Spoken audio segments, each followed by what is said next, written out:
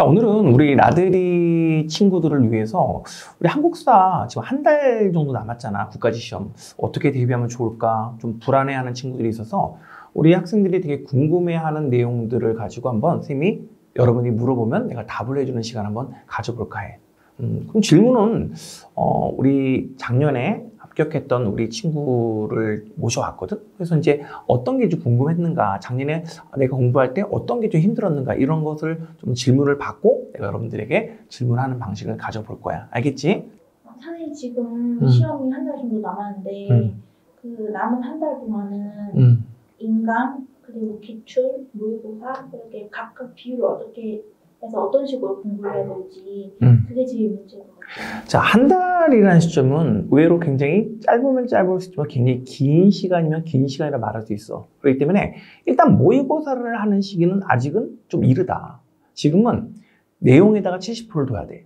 내용이 잘 되면 문제를 갖다가 당연히 잘 풀 수 있겠지. 근데 내용이 안 되면 문제를 아무리 풀어도 거기는 허점이 있을 수밖에 없는 거기 때문에 지금은 일주일이 남긴 시점 전까지는 내용 공부의 70%, 문제풀이의 30%. 근데 그 문제는 반드시 기출문제를 중심으로 문제를 풀어야 된다라고 내가 분명히 얘기해 줄 수 있어. 그러면 일주일 정도 남았을 때는 인강을 듣지 말고 혼자 공부해야 되는 건가요? 자, 일주일을 남긴 시점에서 제일 중요한 것은 내가 일주일 동안 남은 시점 동안 한 번 정도 해독할 수 있는 그런 강의나 그런 교재를 선택을 해야 된다고 생각을 해. 이것이 꼭 누구의 선생님을 내가 들었다 안 들었다가 중요한 게 아니잖아. 내가 일주일 동안 과연 해독할 수 있는 교재와 강의가 있냐 없냐가 중요한 건데 선생님 교재에 심폐소생이라는 교재를 만들었다고. 근데 그 제목이 뭐야? 널 위한 마지막 심폐소생이야. 처음에 우리 공부할 때 어땠어? 다 할 것 같았잖아, 솔직히. 야, 이거 뭐 다 할 수 있을 것 같았고, 뭐 외용 다 외울 수 있을 것 같았지만, 실제로 해보면, 시간이 흐르면 흐를수록 이 내용을 내가 완벽하게 소화하는 게 쉬워, 어려워? 어려워. 내가 되게 좋아하는 말이 있어. 정리정돈이 되지 않는 지식은 시험장에서 나랑 절대로 상관이 없다라는 말이야. 아니, 나도 대학 갈 때, 뭐 잔디 깔아도 대학 간 건 아니잖아. 암기 까먹을 나도 암기를 하고 대학을 갔을 거 아니야. 근데 저도 제일 중요하게 생각한 건 이걸 내가 정리정돈이 될 수 있는 지식으로 만드는 거야. 근데 나는 그래서 어떻게 하냐면 그 교재를 내가 다 정리정돈을 해가지고 단권화된 교재를 만들었단 말이야. 근데 그런 거를 잘하는 사람도 있지만 못하는 사람들이 더 많아. 그래서 20페이지로 단권화된 교재를 만들어야겠다 해서 만든 교재가 심폐소생이라는 교재가 있단 말이지. 그 심폐소생이라는 교재를 가지고 하면 돼. 그리고 그걸 강의로 찍었단 말이지. 혼자 보는 것보다 강의 보는 게 더 빨라. 왜? 강의가 한 11강에서 12강 정도밖에 되지 않으니까. 그러니까 하루에 2강씩만 듣는데도 5일이면 이걸 다 들을 수 있다라고 말씀할 수 있으니까 단권화된 교재와 그리고 심폐소생이라는 그 강의를 가지고 일주일간 공부를 하는 것이 난 옳다 생각하고, 그러면서 아까 봤던 기출문제 있잖아. 그 기출문제를 계속 같이 그 단원에 맞춰서 풀어보는 게 최고의 전략이라고 생각을 해. 그러면 일주일 전까지는 혼자 스스로 내용 정리를 하다가 하루 전날에는 그러면 어떤 공부를 해야 되는지, 하루 전날에는 뭐 직전에 나왔던 기출을 다시 풀어볼 거야, 아니면 그래도 혼자 책을 한번 쭉 보는 게 나을까요? 그러니까 이것도 되게 중요한 게 뭐냐면 하루 전날, 그럼 하루 전날 한국사만 볼 수 있는 건 아니잖아. 한국사도 봐야 되고 행정법도 봐야 되고 행정학도 봐야 되고 국어도 봐야 되고. 자, 이렇게 한 번씩은 다 봐야 되려면 한 과목당 한 3시간 정도씩 부여를 한다고 해도 5과목 15시간이 필요하잖아.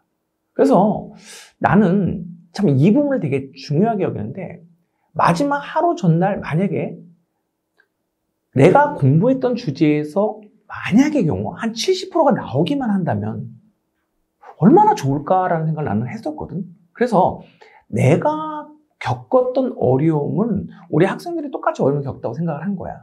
그래서 아까 선생님이 뭐라고 했었어? 그 심폐소생이라는 교재가 있었다고 했잖아. 근데 그 20페이지도 야, 좀 부담스러울 수 있어. 왜? 하루 전이기 때문에. 그래서 그 20페이지 주제에서 진짜 나올 만한 주제만 뽑았단 말이지. 근데 궁금한 게 그거잖아. 그거 나옵니까? 라고 하는데 작년에 제가 찍었던 주제에서 13문항이 나왔다. 20문제에서. 그리고 이 심폐소생이라는 교재에서는 다 나왔고. 그래서 3월 3일 날 나양원 선생님의 그 유명한 특강, 작두 특강이라고 했다고. 내가 왜 그러냐, 왜 작두 특강인 줄 알아? 난 진짜 초기 좋아, 진짜. 나는 되게 예민하기도 하고 되게 촉이 좋거든. 그래서 이 작두 특강에서 나올 만한 주제를 뽑아주는데 딱 2시간에서 3시간 정도만 강의를 하거든. 그래서 나는 하루 전날에는 그 작두 특강에 나온 주제를 중심으로 보고 가는 것이 가장 효율성 있고 가장 성적을 최대로 올릴 수 있는 길이라고 생각해.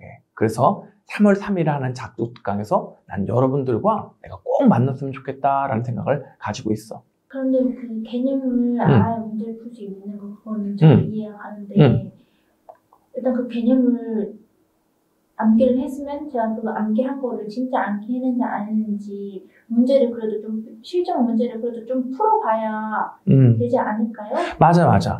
그래서 이것도 지금 너무 작년까지는 이 생각을 했었는데도 그런 고민을 좀 심층적으로 안 했었거든. 그러니까 주제를 찍었어. 그러니까 작년에도 그런 얘기를 하더라고. 주제를 찍었는데 그 주제에 대해서 내가 아무리 알았어도 실제로 모의고사를 한번 풀어보면 좋지 않을까라고 생각을 하더라고. 그래서 내가 작두 모의고사를 만들었다고. 작두 특강이 어떤 특강이야? 올해 나올 수 있는 가능한 주제, 꼭 나온다고 생각하는 주제를 내가 찍은 거잖아. 근데 내가 주제를 올해 만약에 영조를 찍었다고 생각해봐.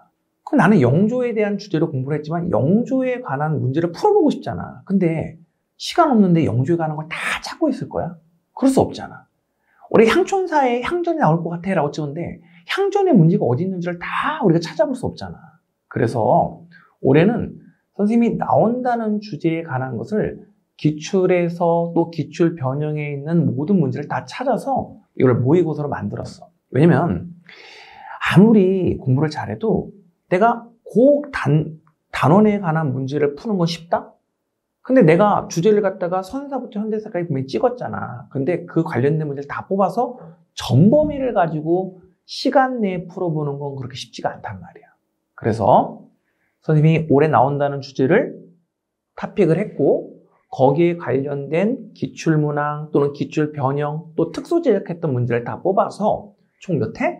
5회로 모의고사 형식으로 만들었으니까 15분 안에 한 회를 푼다는 형식을 가지고 우리가 3월 3일날 특강했잖아. 그러면 3월 3일날 특강하고 그걸 가지고 공부하고 내가 비었던 부분을 채워나가겠지. 그리고 나서 시험 딱 일주일 남겨놓고 한 해씩 풀어나가면은 어떻게 해서 한 해 풀고 내가 어떤 걸 놓쳤나 또 한 해 풀고 어떤 걸 놓쳤는가 해보면은 여러분들의 실력은 좀 더 알차게 찰질 거고 시험에서 저는 분명히 훨씬 더 좋은 성과를 거둘 수 있다고 생각해. 내가 왜 이 작두 모의고사를 얘기하냐면 예전에 이런 사람이 있었어.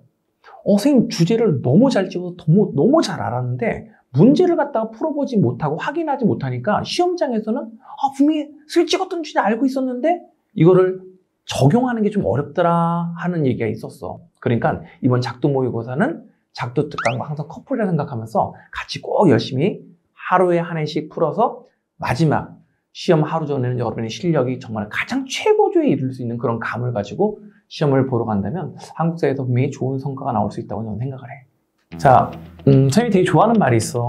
서두르지 말자, 그러나 쉬지도 말자. 자, 한 달 남겨놨으니까 굉장히 마음이 조급할 수 있다고 생각을 해. 그러나 서두를 필요도 없고 그렇다고 너무 느슨하게 마음을 갖다가 편안하게 가지는 것도 좀 방심해야 된다. 금물이다. 이렇게 말을 해주고 싶어. 서두르지 말되 항상 쉬지도 않고 한 걸음 한 걸음 열심히 나가는 여러분이 되기를 진심으로 바래. 우리 나의 아들이들 화이팅!